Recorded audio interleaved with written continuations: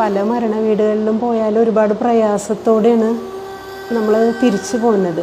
Postmortem കഴിഞ്ഞത് വന്നിട്ടുണ്ട്, suicide ചെയ്തത് വന്നിട്ടുണ്ട്, എല്ലാം ചെയ്തിട്ടുണ്ട്. 22 വയസ്സുള്ള പെൺകുട്ടിയായിരുന്നു.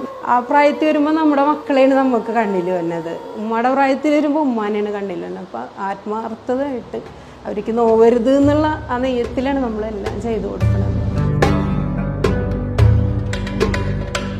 അന്നദാനം, വയോജന പരിപാലനം തുടങ്ങി ജീവകാരുണ്യ പ്രവർത്തനങ്ങൾക്കായി വഴികളേറെയുണ്ട്.